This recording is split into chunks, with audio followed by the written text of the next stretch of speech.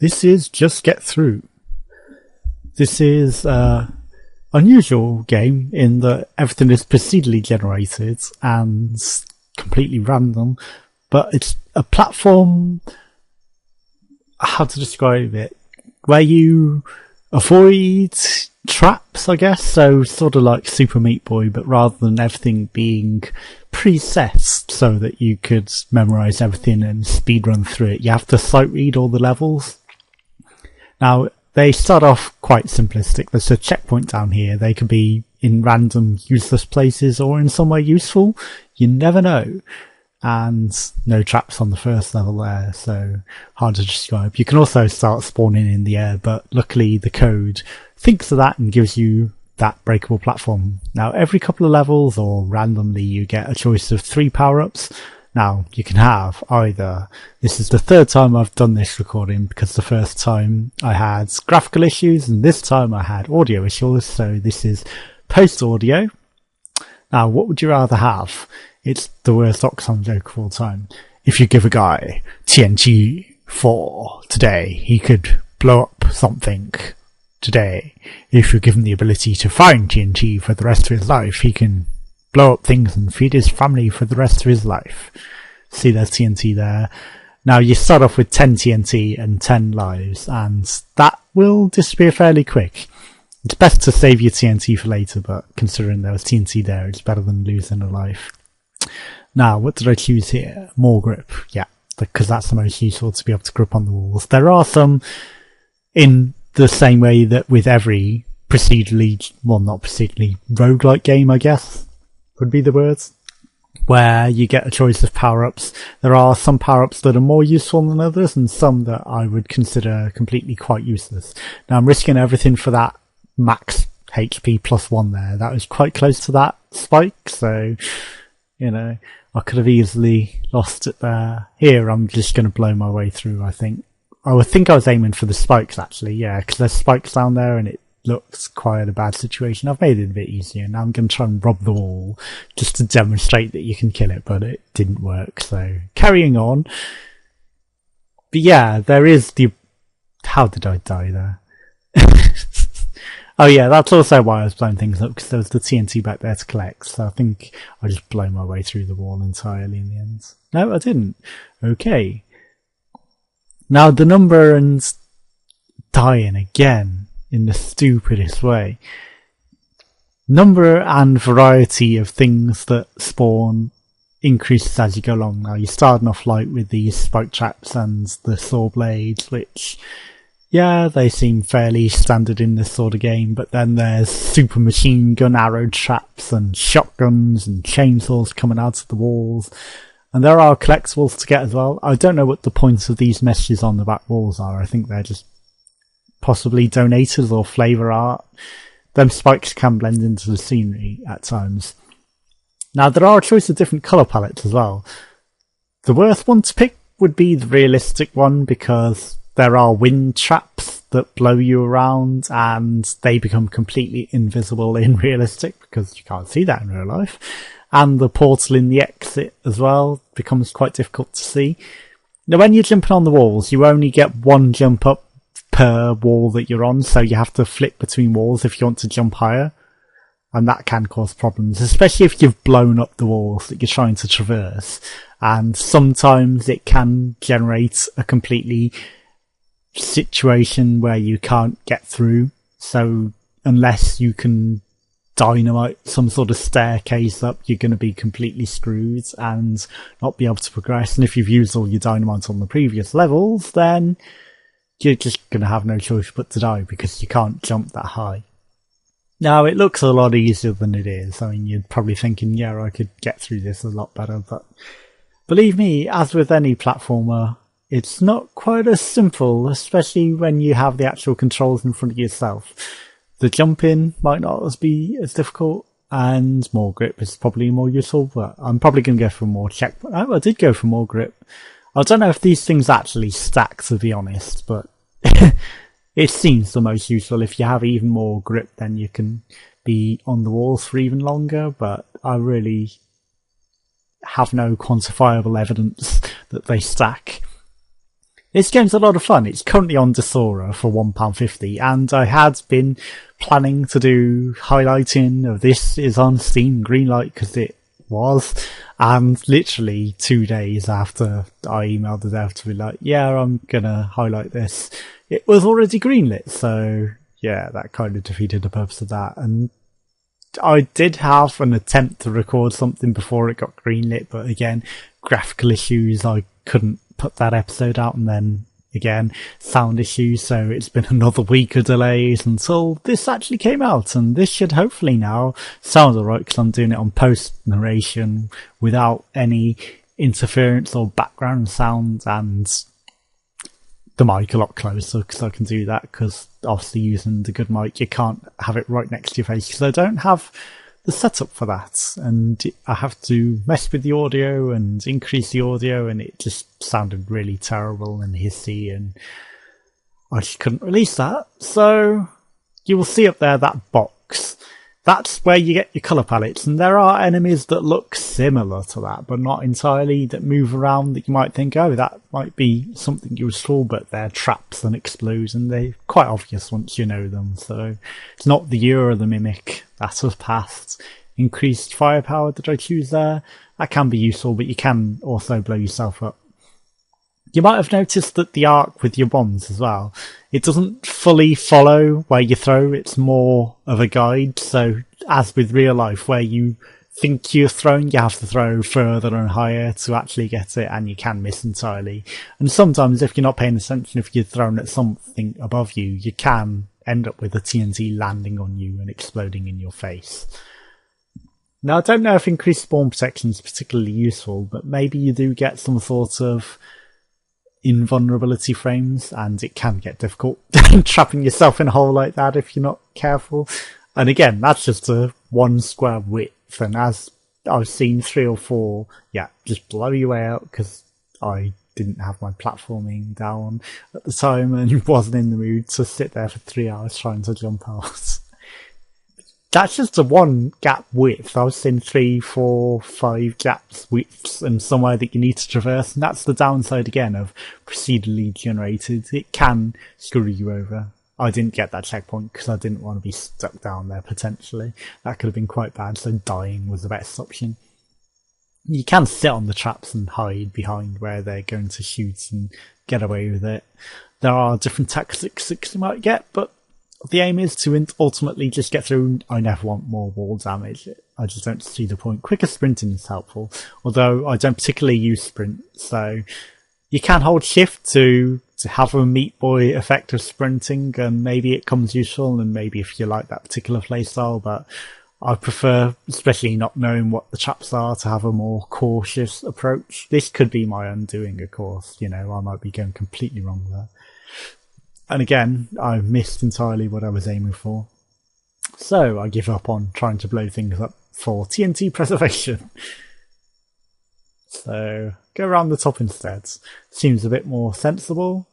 As you can see, the levels get progressively bigger and the more traps, and that's a new trap again with that saw blade on a stick, for lack of a better word. And then there are rockets firing enemies which blow up the scenery and sort of heat sink on you a bit, so that can be quite daunting.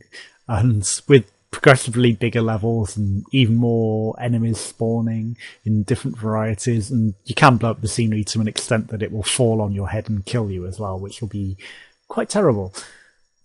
And that was a bad jump in that spike, because I really should have been able to clear that, but I even saw them. With different colour palettes, again, I'm not taking risks, so I'm just going to blow it up. Once you've gone on it, you don't go twice. You want to preserve your lives and get as far as possible.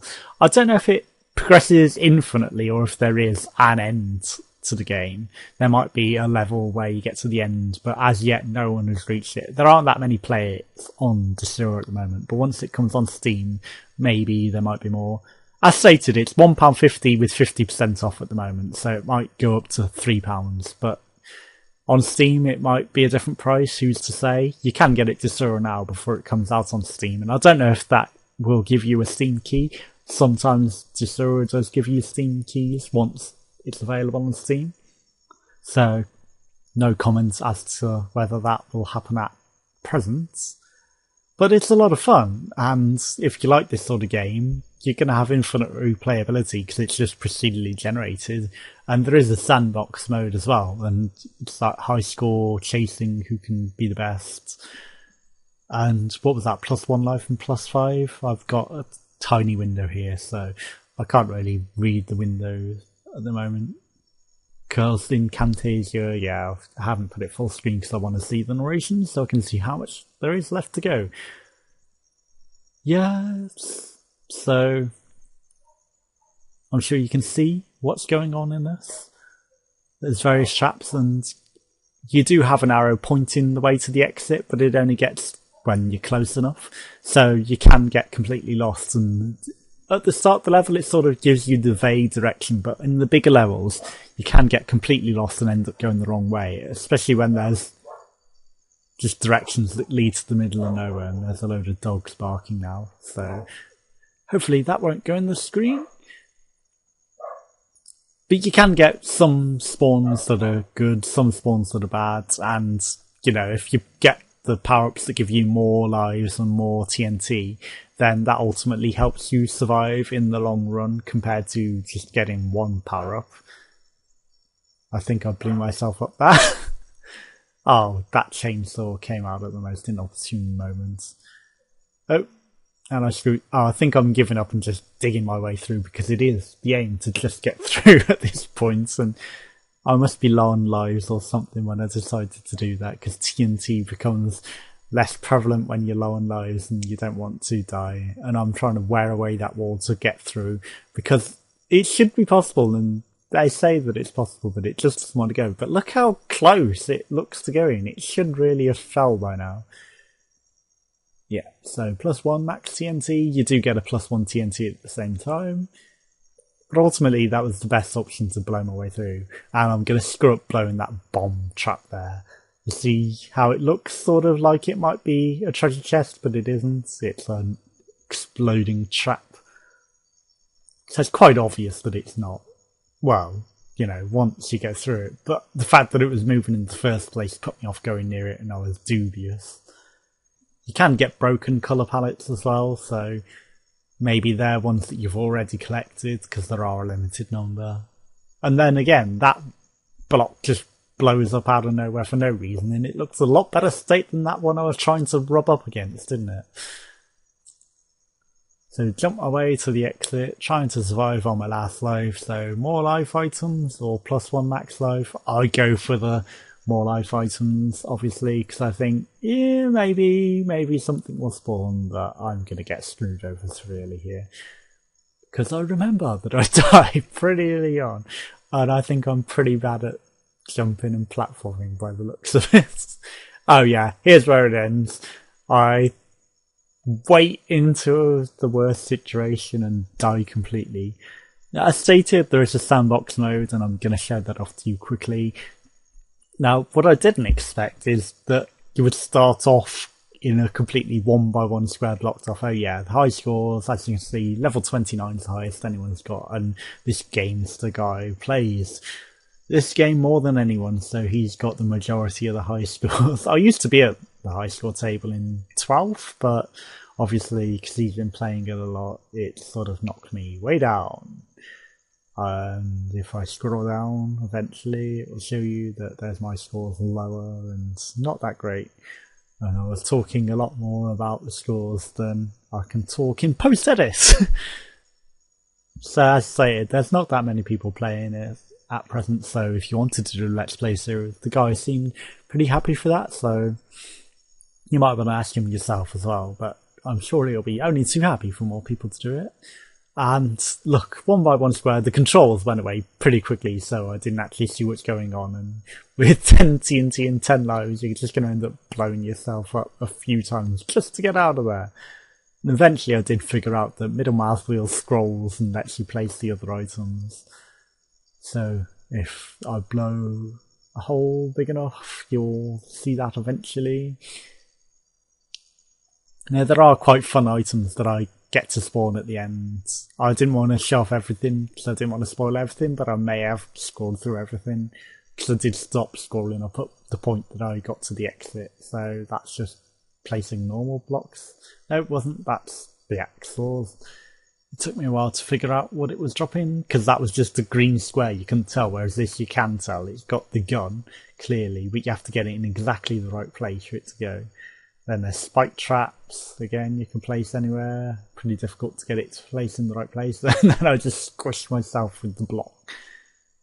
And then that's the random squares that talk to you about random crap, so I'll pass for any of them ones so no one can actually read it.